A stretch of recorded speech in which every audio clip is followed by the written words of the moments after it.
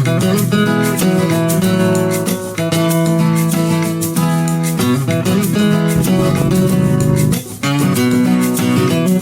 could compare you to a painting.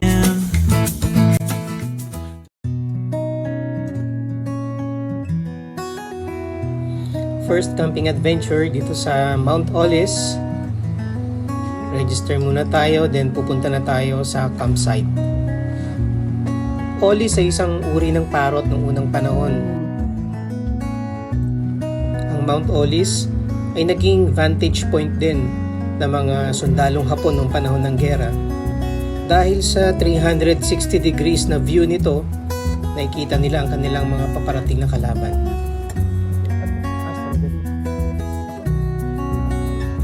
Ngayon, ang Mount Olis ay isang vegetable terraces. Ito rin ang kinabubuhay ng mga residente rito. Pag December pa, mas magaganda yung mga flowers.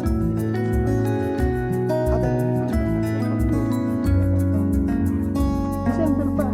Talagang flowers.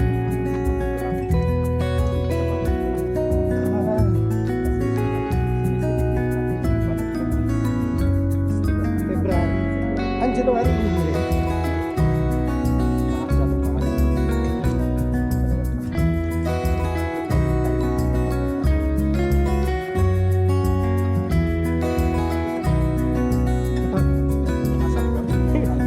Ito ang first campsite. Dito sa Mount Olis may 4 na campsite.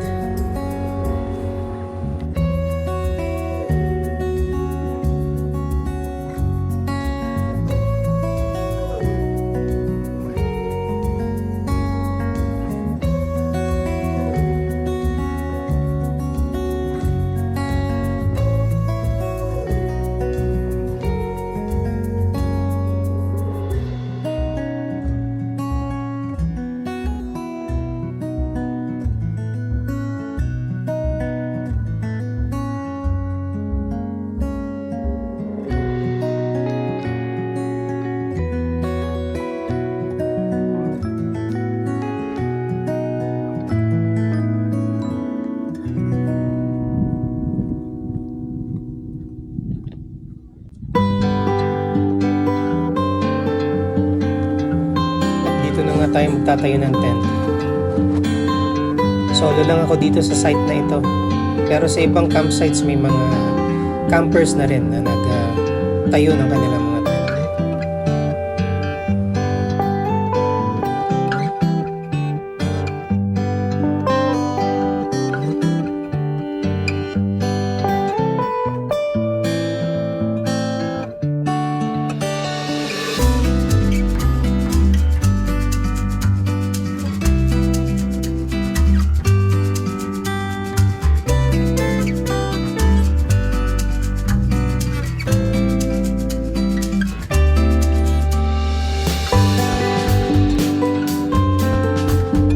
Ay apo makabannog.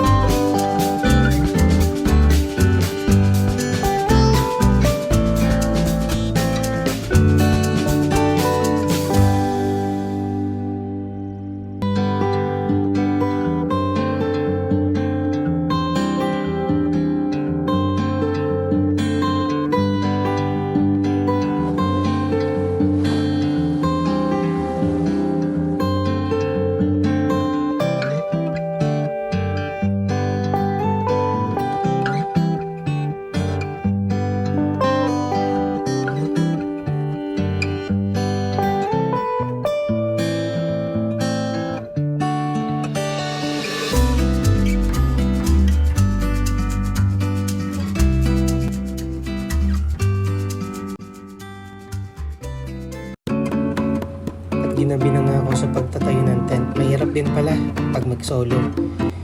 Naginita na ako ng tubig para makapag instant noodles na lang, coffee and tinapay. Pagod na ako, hindi na ako makapagluto ng mga baon kong ulam.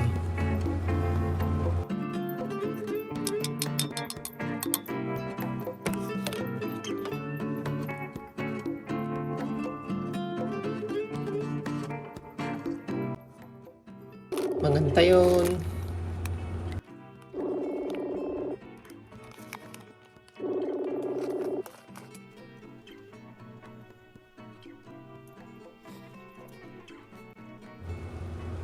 At umaga na nga, halos wala akong tulog magdamag. Ang lamig sa gabi.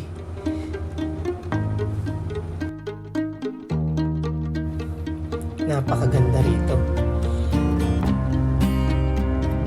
Nagpintas na eh. Napakaganda ng Pilipinas. At ngayong umaga, instant na naman ulit tayo. Champurado naman at saka prutas, kape.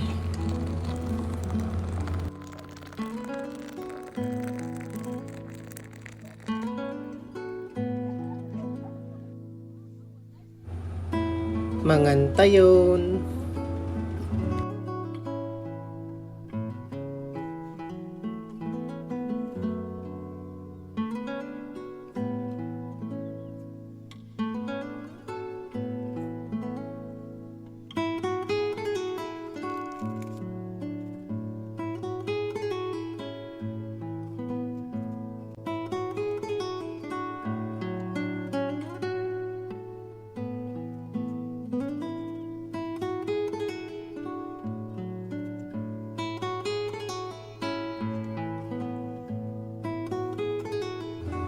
Lipat lang tayo ng pwesto.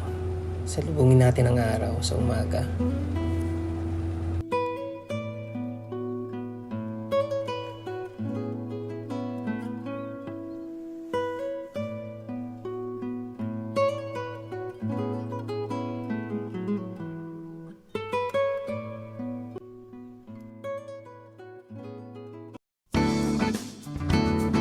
Pack up na tayo, then uuwi na tayo.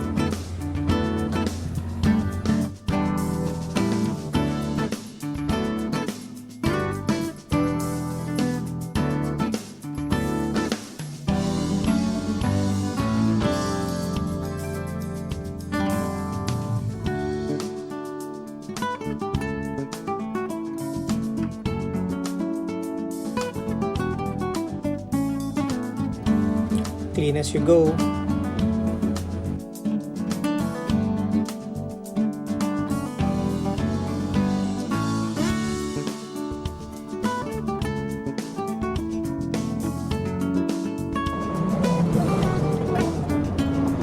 Atok, dating highest highway system ng Pilipinas. Ngayon second na lang siya. Number 1 ngayon, ang highest ay ang Mount Tino.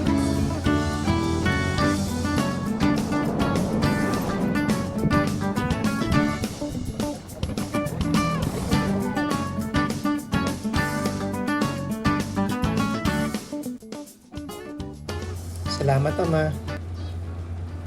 Like, subscribe, and share.